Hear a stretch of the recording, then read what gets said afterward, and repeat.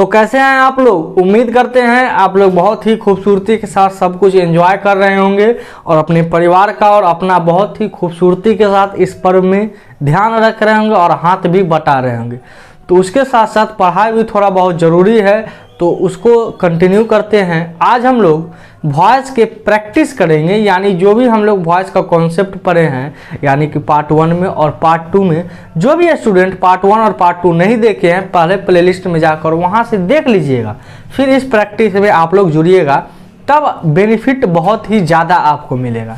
आज कोई क्लास वगैरह नहीं होगा, सिर्फ हम प्रैक्टिस है, ये वॉइस का प्रैक्टिस ही चलेगा। तो चलिए इस क्लास को स्टार्ट करते हैं। स्टार्ट करने से पहले हम अपना परिचय दे देते हैं। मेरा नाम सनी देवल है, इस बात को ध्यान रखिएगा। कल एक लड़का मिला स्टूडेंट और हमसे बोला कि सर सनी देवल के जगह पर आप सनी देव क्यों नहीं कर देते। नाम सुनकर थोड़ा अटपटा जरूर लगा कि सनी देव थोड़ा सा भगवान वाला नाम हो गया, सनी देवल कुछ ठीक नहीं लगता है सर। तो आप लोग कमेंट करिएगा सनी देवल लिखा जाए या सनी देव। हमको भी थोड़ा बहुत ठीक लगा कि सनी देव बहुत ही खूबसूरती वाला नाम है, इसको रख लिया जाए, इसको एडॉप्ट कर लिया जाए, बहुत ही अच्छा नाम है। तो चलिए आप लोग कमेंट जरूर करिएगा कि नाम मेरा सनी देवल रखा जाए या सनी देव। आप लोग को मेरा नाम आज से रखना है। सनी देवल तो है ही है, साथ में सनी देव रख लिया जाए, ये और बढ़िया लगता है। तो कुछ ठीक भी है, कुछ खराब भी है। हर चीज़ का कुछ अच्छा बात होता है, कुछ खराब बात होता है, तो सब बात बात में होगा। फिलहाल यहाँ पर हम लोग वॉइस का प्रैक्टिस करेंगे। आपके इस तरफ वॉइस का क्वेश्चन आएगा एक एक करके, और जितना मैक्सिमम क्वेश्चन हो ये प्रीवियस ईयर से लिया गया है। बहुत सारा एग्जाम में एसएससी, डिफेंस, हर टाइप के एग्जाम से, बैंक पीओ, ये सब से उठाया गया है क्वेश्चन। इस टाइप क्वेश्चन होगा और हम लोग इधर डिस्कस करते चलेंगे। और याद रखिएगा हम लोग डिस्कस जो करेंगे उसमें ऑप्शन को छांटना भी सीखेंगे, ऑप्शन को एलिमिनेट करना भी सीखेंगे कि आखिर ऑप्शन को एलिमिनेट कैसे करा जाए, उसको हटाया कैसे जाए, उसको उस माहौल से कैसे गंदा करके ना करके उसको हटा दिया जाए। तो चलिए आज का पहला प्रश्न को देखते हैं। आपके स्क्रीन पर आ गया होगा। पहला क्वेश्चन कह रहा है my sister has painted this wall. हम इधर देख रहे हैं, इसका मतलब मेरा जो क्वेश्चन है ये यहाँ लगा हुआ है, यानी इस तरफ मेरा स्क्रीन लगा हुआ है क्वेश्चन का। बाकी आप लोग खुद समझदार हैं, वो तो समझ ही जाइएगा। तो पहला क्वेश्चन कर रहा है my sister has painted this wall. यहाँ पर समझिएगा हम जो बताए हैं कॉन्सेप्ट, उसी कॉन्सेप्ट पर बेस्ड है, बाकी कुछ पढ़ने की आवश्यक नहीं है। तो पहले समझने का कोशिश करिएगा वॉइस बनता क्या है। अगर एक्टिव वॉइस हो तो उसको पैसिव वॉइस में जाया जाए तो ए वो बी का फॉर्म हम बताए थे, और उसके बाद जो वर्ब रहेगा उसका वर्ब 3 बना दीजिए, वो आपका पैसिव वॉइस हो जाता है। बी का फॉर्म टोटल 8 था, is, am, are, be, be, been और बीइंग, ये हो गया। और एक और था वाज और वर। इतना आपका पैसिव वॉइस बनाने के लिए जरूरी होता है। तो ये 8 में से कोई एक और दे देना है और उसके बाद वर्ब का तीसरा रूप दे देना है। अब यहाँ पर समझिएगा लिखा हुआ है question my sister has painted the wall. तो ऑप्शन सी और डी को देखिएगा, हम बताए थे कि जे क्वेश्चन में रहेगा वही लिखना है, और बाद ए को जोड़ना है, दूसरा नहीं लिखना है। तो सी नंबर और डी नंबर में देले है वाज आ इज। तो हुआ क्वेश्चन में हैव हैज वाला, यहाँ दे दिया वाज या वर। तो कहियो हो सकता है। तो सी या डी तो ऐसे ही खत्म। अब ए बी में चेक करिए, ए बी में चेक करिए। चेक क्या करना है, क्या दिस वॉल है सिंगुलर, और सिंगुलर के साथ हैव कहियो आएगा, तो कहियो नहीं आएगा। तो सिंगुलर के साथ आप सिंगुलर वर्ब भी, यानी जे जैसा रहेगा उसको इसने से ब्याह करवाना है, यानी जे जैसा सब्जेक्ट होगा वर्ब भी वैसा ही लेगा। तो इसका तो बी हो ही नहीं सकता है, तो इसका हो जाएगा दिस वॉल हैज। और जैसे ही एगो माने जो क्वेश्चन में है ओकरा बाद एगो बी का फॉर्म, तो this wall has been painted और बाय जो राम कहानी है बाय माय सिस्टर वो लिख दीजिए, आपका आंसर आपके पास हो जाएगा। तो इसका ऑप्शन नंबर ए सही होगा, इस बात को ध्यान रखिएगा। अगला क्वेश्चन कह रहा है we won the cricket match. हम लोग क्रिकेट मैच जीत चुके हैं। यहाँ पर समझिएगा वॉन आपका हम यहाँ पर बता देते हैं, विन का V2 बनता है वॉन और भीटर बनता है वॉन। इस बात को ध्यान रखिएगा आप लोग कि विन का V2 और V3 बनता है वॉन। V2 और V3 को कैसे पहचाना जाता है उसको भी हम एक बार बता देते हैं, क्योंकि प्रैक्टिस है तो हर चीज को ताजा कर लेना है, हर चीज को याद हो जाना चाहिए। V2 से पहले कोई भी हेल्पिंग वर्ब नहीं होता है, जबकि V3 से पहले हेल्पिंग वर्ब होगा ही होगा, इस बात को ध्यान रखिएगा। तो आपका क्वेश्चन है we won the cricket match, यहाँ पर V2 का इस्तेमाल है। कैसे जाने V2 है कि V3, क्योंकि उससे पहले कोई भी हेल्पिंग वर्ब नहीं है। अगर V3 होता तो उससे पहले हेल्पिंग वर्ब जरूर होता, तो यहाँ पर V2 का काम कर रहा है। तो V2 का कुछ नहीं है, वी वॉन, यहाँ पर एक भी हेल्पिंग वर्ब यानी कुछ नहीं, तो एक वो अपना मन से दे देना है। अब पहला में है the cricket match was won, ठीक है, एगो अपना मन से, द क्रिकेट मैच एगो है तो एगो के साथ वाज ही दिया जाएगा, इस बात में सच्चाई है। दूसरा नंबर दे दिया है इज, तो इज कभी भी नहीं हो सकता है, क्योंकि पास्ट चल रहा है तो हमको पास्ट वाला हेल्पिंग वर्ब चाहिए, यानी पास्ट वाला वाज या वर चाहिए, इस बात को ध्यान रखिएगा।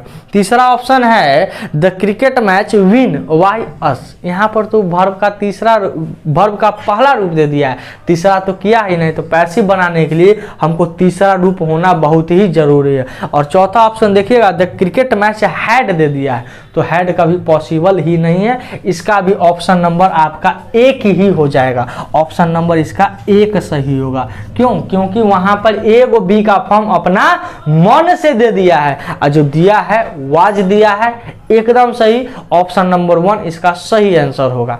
आप लोग भी कमेंट करके बताइएगा कि क्या सही है या गलत। और सबसे बड़ी प्रैक्टिस की बात होती है कि प्रैक्टिस में आपका मार्क्स नहीं देखा जाता है कि आपको कितना मार्क्स आया, बशर्ते आप जो प्रैक्टिस किए हैं उससे कितना सीखने को मिला है, इस बात को ध्यान रखा जाता है कि आप सीख कितना रहे हैं, उसको ही कंसीडर किया जाता है, ना कि आपको कितना नंबर आया नहीं आया, उस सब चीजें। अगला देखते हैं the boy is climbing the Cliff, जो लड़का है वो क्लिफ कोई बांस टाइप का होगा उस पर चढ़ रहा है।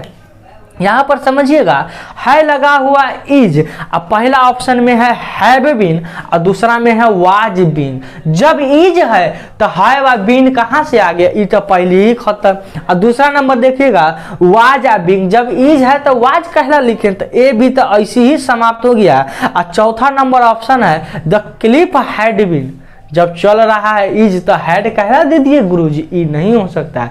जे क्वेश्चन में है ओकरा लिखना है, ओकरा बाद एगो बी का फॉर्म अपना मन से देना है। यहाँ देखिएगा option number see the Cliff is, J question में इज था वही लिख दिए इज, ओकरा बाद एगो जोड़ दिए बिंग।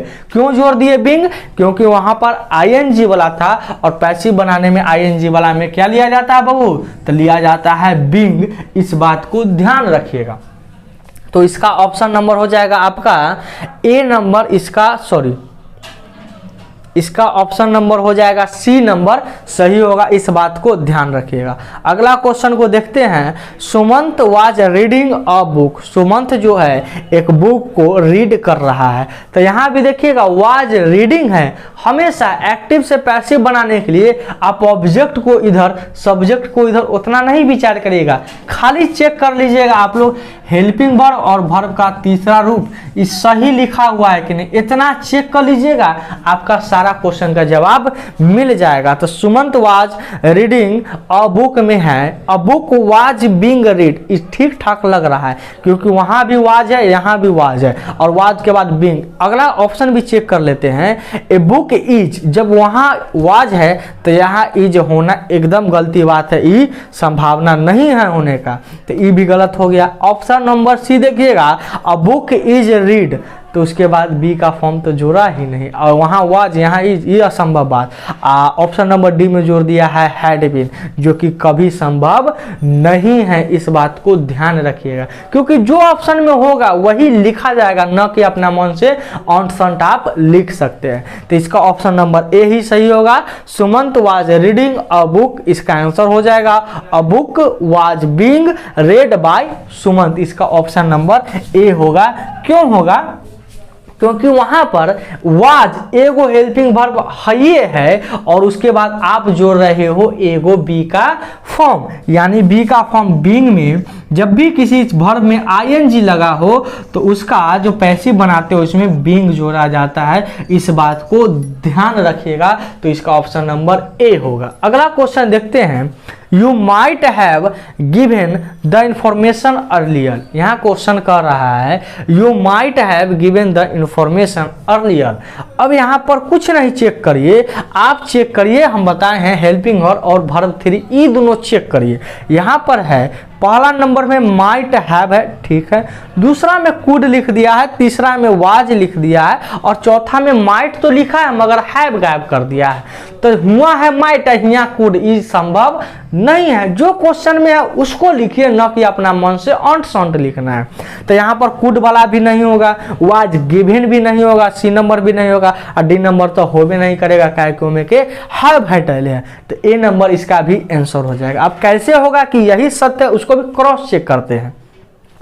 तो ऑब्जेक्ट को द इंफॉर्मेशन को इधर लाए हुए है, तो द इंफॉर्मेशन माइट हैव, जो क्वेश्चन में माइट हैव है तो उसको आंसर में भी माइट हैव लिखा है और एगो बी का फॉर्म अपना मन से। और याद रखिएगा बालक, जब कभी भी आप हैव, हैज या हैड का पैसिव बनाते हो ना तो उसमें आप एगो बी का फॉर्म अपना मन से बीन जोड़ते हो, बी डबल ई एन, ई वाला जोड़ा जाता है। तो उसके अकॉर्डिंग ये भी सही है क्योंकि बीन ही जोड़ा गया है, तो एकदम सही। तो इसका ऑप्शन नंबर ए आंसर होगा। तो देखिए अगला क्वेश्चन कह रहा है they have cut all the telephone wires. ये बहुत ही खूबसूरती भरा क्वेश्चन है। They have cut all the telephone wires, यहाँ पर आराम से बना लीजिएगा। यहाँ पर है हैव, पहला ऑप्शन देखिएगा तो नजर आ रहा होगा विल, जो कि संभव नहीं है, और दूसरा में है हैड। जब हैव हैज है तो आप हैड काहे लिखे हैं, तो ए भी कट गया और बी भी आपका ऑप्शन नंबर हट गया। ये दोनों में से कोई सही नहीं है। सी नंबर है all the telephone wires have, तो ये कुछ ठीक लग रहा है। तनका आगे अगला ऑप्शन चेक करते हैं। All the telephone wires sell, जब है हैव हैज तो सेल बिल कहला, यानी ऑप्शन नंबर ए बी और डी गलत है, तो सी नंबर होगा।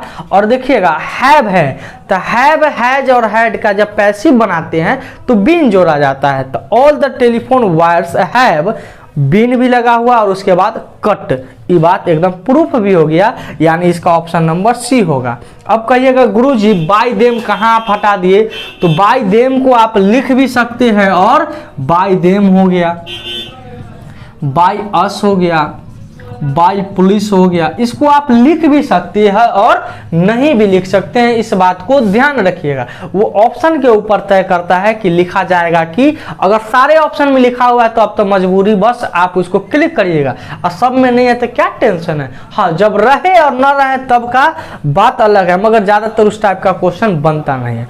अगला क्वेश्चन कह रहा है आई शैल राइट अ लेटर, इसको भी बहुत खूबसूरती से समझते हैं। अ लेटर इज कह दिया, तो जब वहाँ सेल बिल चल रहा है, देखिएगा सेल बिल एक साथ आता है तो यहाँ पर इज होने का कोई संभावना है नहीं।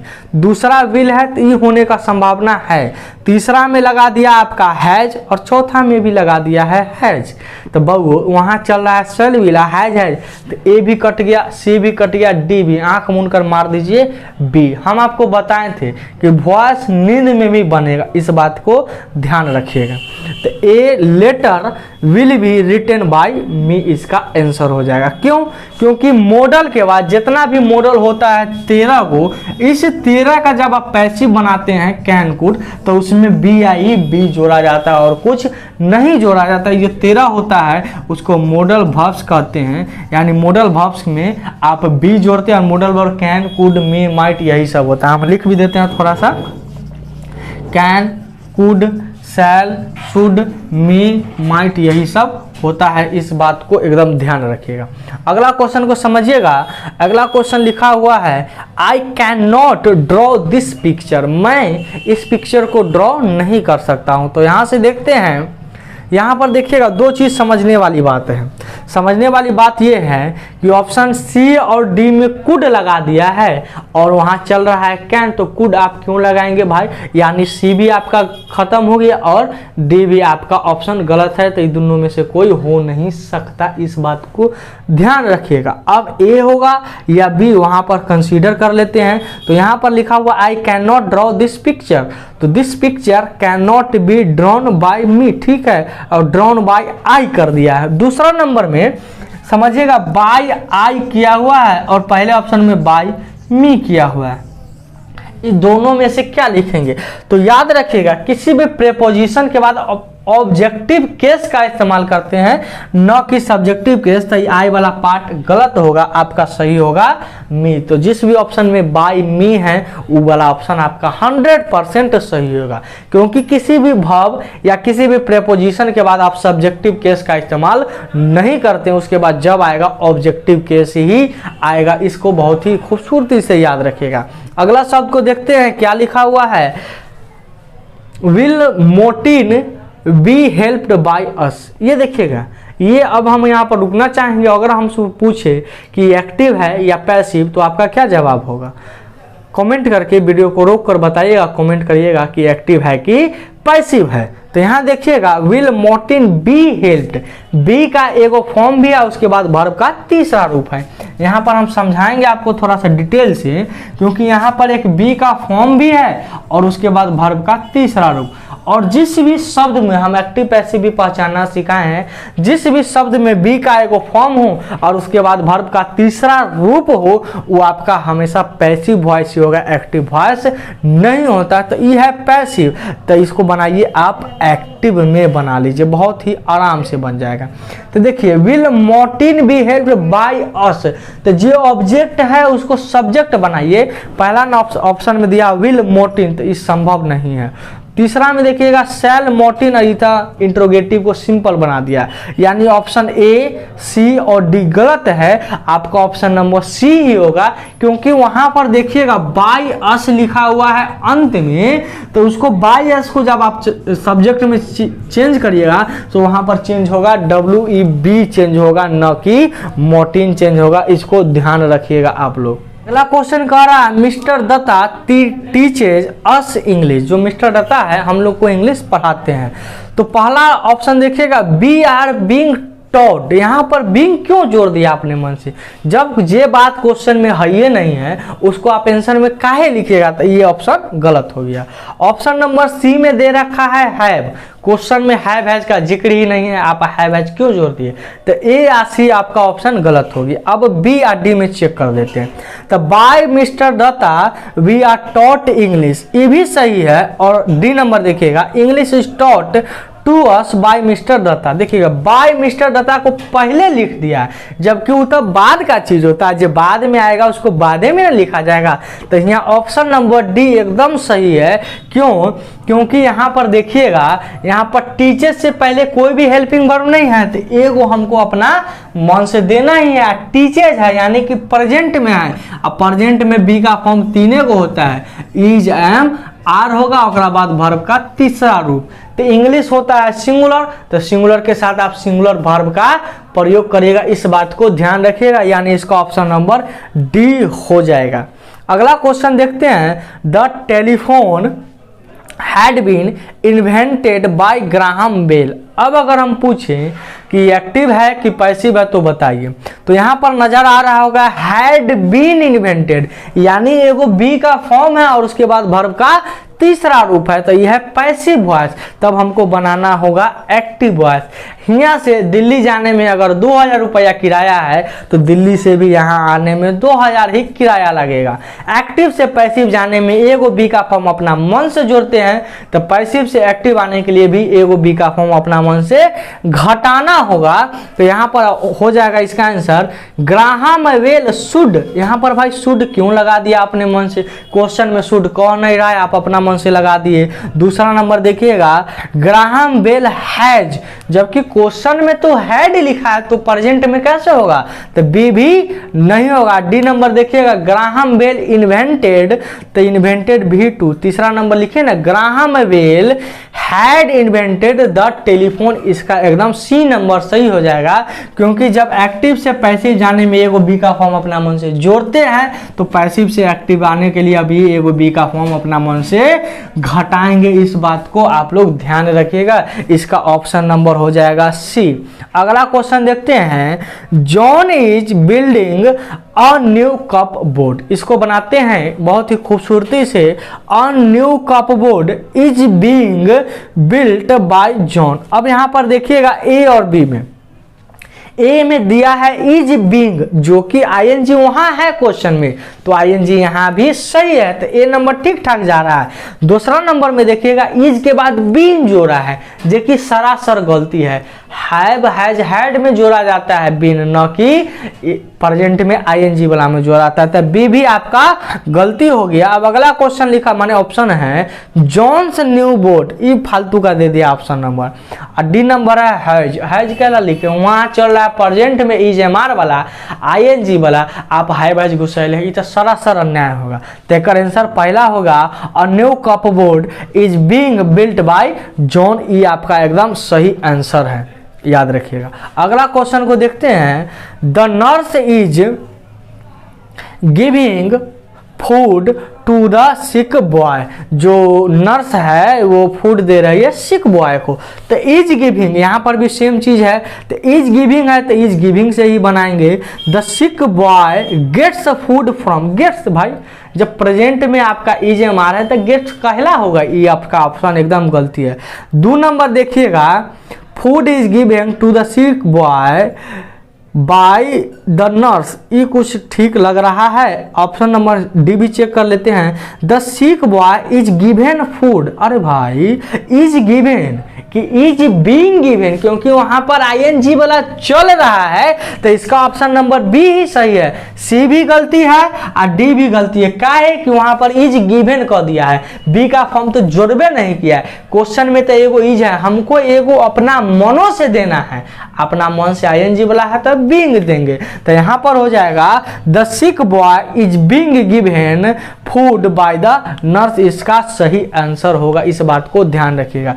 एक लास्ट क्वेश्चन आज का है उसको देख लीजिएगा, he could have solve the problem, यानी कि वह क्वेश्चन को सोल्व कर सकता है, तो यहां पर कुड भी है हैव भी है, तो उसका बना दीजिए कुड हैव है, तो दूसरा तो आएगा नहीं। पहला ऑप्शन देखिएगा कुड बी जोड़ दिया है, नहीं बहु कुड हैव है तो कुडे हैव होगा, दूसरा नहीं होगा, तो ये भी खत्म।